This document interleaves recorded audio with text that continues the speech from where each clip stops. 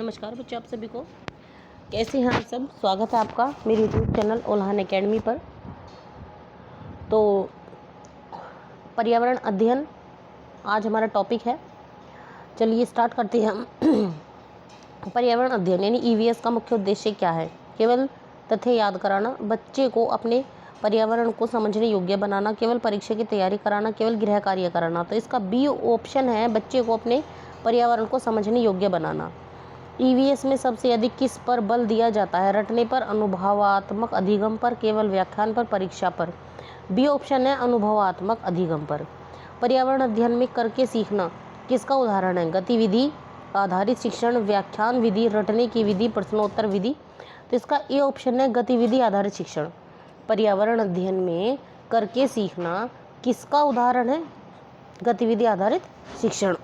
EVS का शिक्षण किस प्रकार का होना चाहिए? बाल केंद्रित, शिक्षक केंद्रित, परीक्षा केंद्रित, पुस्तक केंद्रित। इसका ए ऑप्शन है बाल केंद्रित।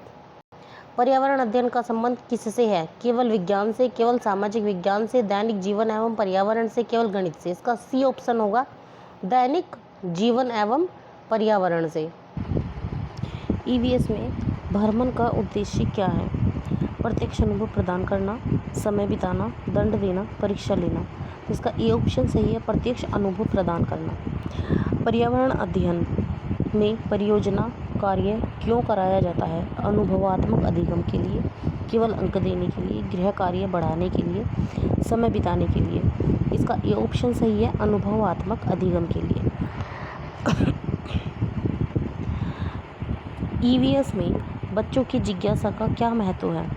अत्यधिक महत्वपूर्ण,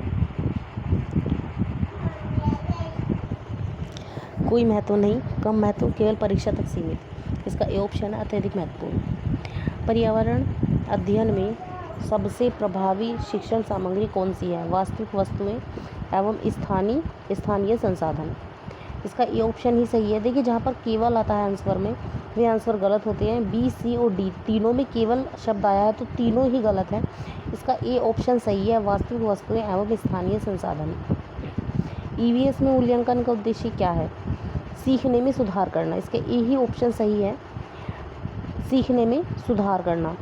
किसी भी आंसर में केवल तुलना करना या दंड देना आए तो वे आंसर गलत होते हैं। पर्यावरण अध्ययन किस कक्षा तक पढ़ाया जाता है? कक्षा 1 से 5 तक।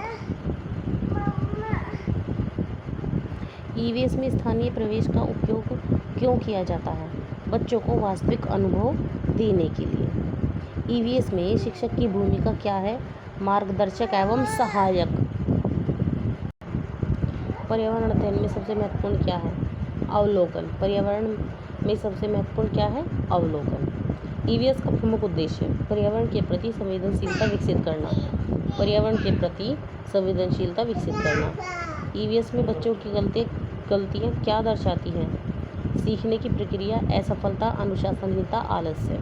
इसमें सीखने की प्रक्रिया गलतियाँ क्या दर्शाती है? सीखने की प्रक्रिया को गलतियाँ दर्शाती हैं। पर्यावरण अध्ययन में प्रश्न पूछने का उद्देश्य क्या है? सोचने की क्षमता विकसित करना, डराना, दंड देना, समय बिताना। इसका ए ऑप्शन सही है सोचने की क्षमता विकसित करना।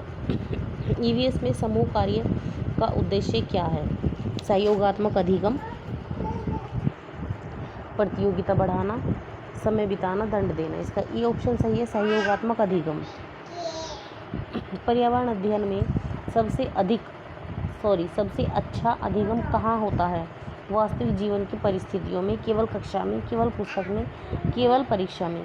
वास्तविक जीवन की परिस्थितियों में। ईवीएस में बालक की भूमिका क्या है?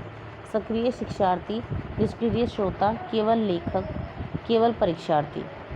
तो इसका ए ऑप्शन सही है सक्रिय शिक्षार्थी। आज के लिए इतना ही काफ़ी है। मिलते हैं अब हम अगली वीडियो में नए टॉपिक के साथ। जब तक के लिए आप सबको मेरा नमस्कार।